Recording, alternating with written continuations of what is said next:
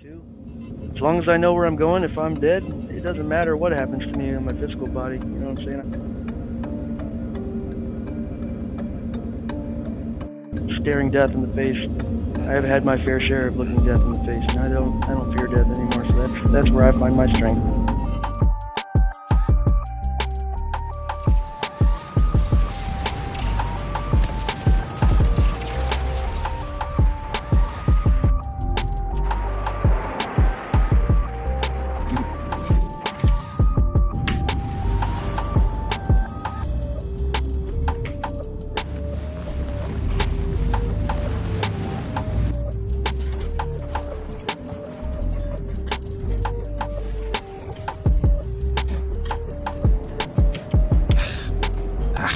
Too many. It's way too many of them. How many people do we have actually at Grim Hex? Just so I know, because we're massively outnumbered. Yeah, you get 4 or 5v1s. It's yeah, I mean, I was out there too, but they're just. You were on your own. Were you on your own out there? Because no, I was trying to help you. With you. Yeah, I was there with you. Yeah, trying to get that EMP out the way. Needed one more yeah, I hit. mean, at this point, normally, like from a tactical perspective, you know, even if we manage to at the exact same time everybody fly out there and engage, they still have an upper hand. So typically at this point we've got to disengage and regroup somewhere else and either make them come to us or come at them at an angle that is not us, like, you know, flying out of asteroids and in the dark out of Grim Hex and not knowing, you know, where everybody is and all that shit. So let's everybody try to regroup. Let's see. Let me see if I can send you guys. I'll send you guys a message send you guys a message in where is it? Second chat. If you don't have access to second chat, then you'll just have to follow. But we'll go to a spot that I send you guys on second chat, and then we'll regroup.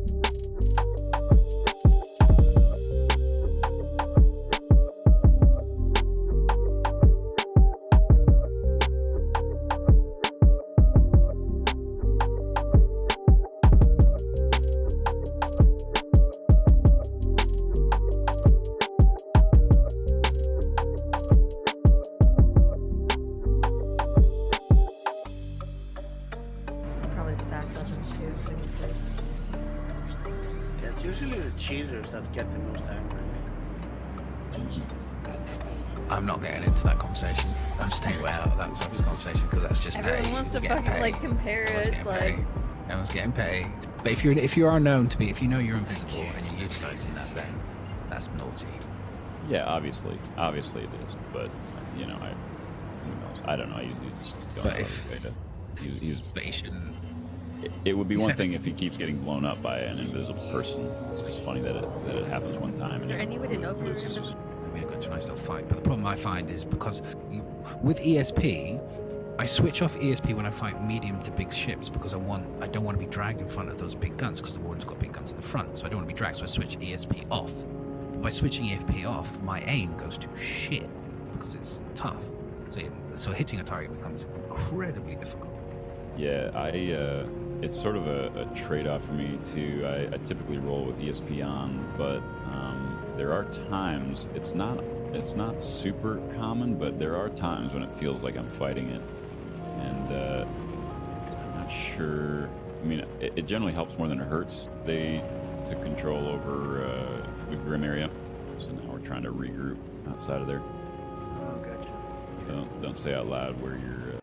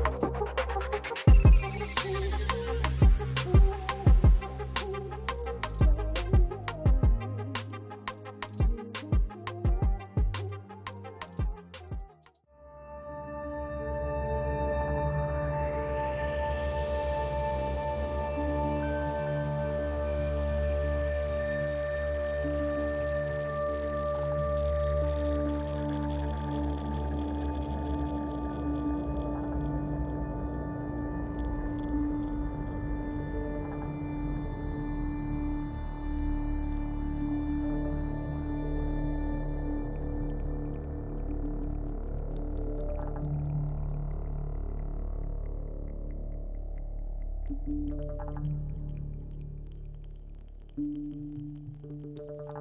one, fire it off while the other one's turned off, then turn on the other one. Otherwise, still have to be restricted to that cooldown because the other one's been off. So maybe you could back to back them really fast after each other. You can try. I always think that the whole EMP kind of mechanic at the moment is like a cat playing with a mouse. It's better than it used to be. That's not saying much. I like it, to be honest. That's another dimension. It does, but it was the troll, it was the griefer tool. It, like for, it literally for the streamer, for the stream sniper, it was like the ultimate because you would get your mate to fly an EMP, and then you'd sit there either with a tally, or you'd sit there with, or you'd come in with a really powerful fighter, and then you would literally just stream snipe people. So your friend would bomb past them in the middle of something, blast them with an EMP. You failed, come back again, hit him again with an EMP.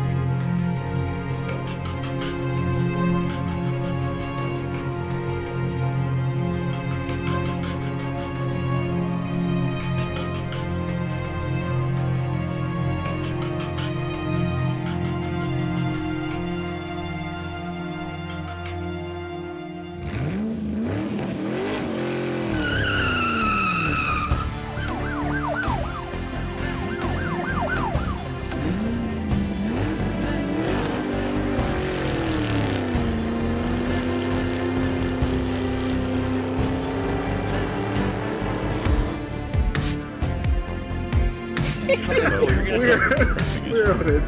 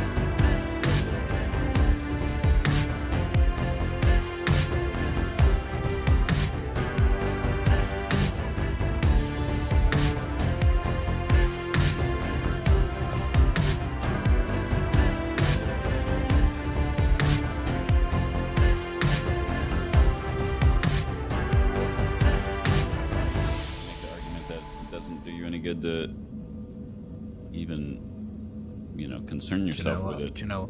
Well, exactly right. Oh, they said That this- was the they said the same the honest thing. truth is that was No. my final conclusion after going down the rabbit hole researching all this.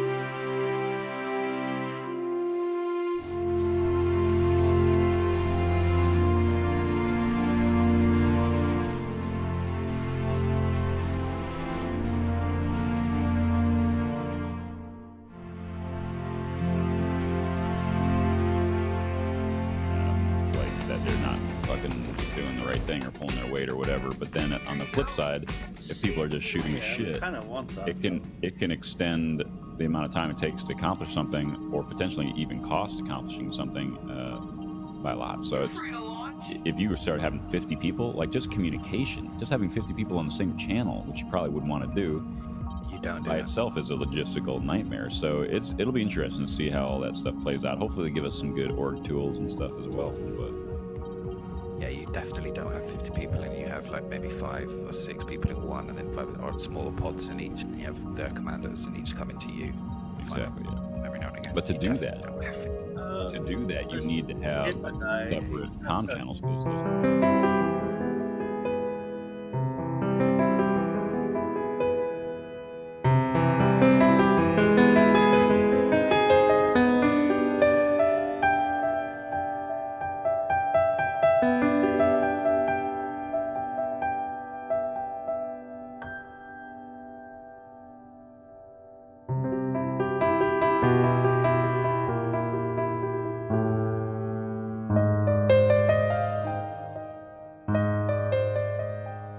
Your boy figured out some shit.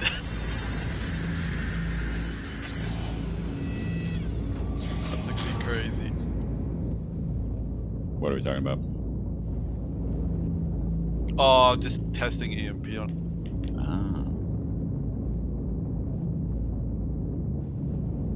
Alright, time to one-shot match. 1 sec. Hey Snake, have you ever seen that footage on YT of that asteroid that was hit with some kind of projectile in midair while it was about to hit the Earth, and it broke up right before hitting the Chelyabinsk meteor? You ever seen that? Nope, I have not. Oh my god, dude, it's amazing. Was that Deep Impact? Yeah, it was pretty amazing. It's basically the physical proof of the back then when Reagan, sent up Project Star Wars project, which went, kind of. It's now we have it for real. It's a real deal. Shit, they caught it on film, destroying a freaking meteor, penetrating the surface over Russia, the Chelyabinsk meteor. They say if it would have hit the surface, it would have been the equivalent of 13 Hiroshima bombs. But some kind of projectile gets captured, coming at it, intercepting it in midair at ungodly, imaginable freaking velocities, and destroys the meteor in midair. And they claim that doesn't exist. But we have it on footage. Studio? Pretty badass, dude. The same studio. Is this from the same studio that did the moon landing? It's the same studio. Exactly what I was thinking, Madness. God, don't even get started on yourself, moon landing, bro. Don't believe me. Don't take my word for it. I don't want you to. Look it up yourself. You'll see.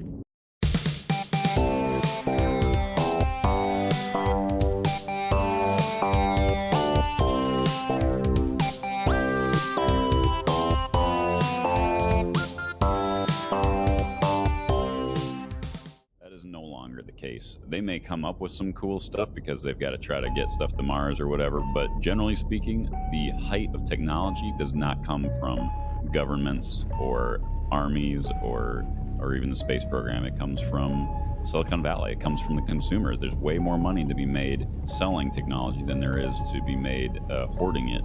And I'm not saying that governments and militaries and even corporations don't try, but it doesn't change the fact that I just think that it's where we've come, and it's the fact that we all expect this level of future that we used to only be able to see in movies and stuff, and it's like, I don't know.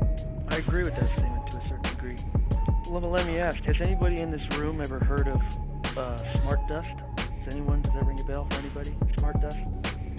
I think I'm selling it right now at Levski. Smart desk. Smart dust is the code name for the world's smallest computer. It's basically a computer that can be implanted into the human body. That's why it's designed, and it's so small that it literally fits the entire computer with RAM, battery, processor, even a tiny camera. The entire thing fits on the side of the edge of a dime. This technology, it's called Smart Dust. It's made by Intel and DARPA. It's mind-blowing. Freaking craziness, dude. We have computers so advanced right now that our smartphones makes our smartphones look like a joke. I mean, like 100 terabytes of storage space on something the size of an SD card. And Yeah, and it costs $100 million to execute right now. It's just the way of technology. I think that the thing that I get frustrated by sometimes is the withholding of technology for milking out generational profits. So an example is, we're not really. There's some technologies we're probably at the realistic edge of, meaning it doesn't make sense for them to. I mean, nobody's going to buy a $100,000 GPU. You're not going to make a lot of money off of that because 10 people will be able to buy those. But there's other things that they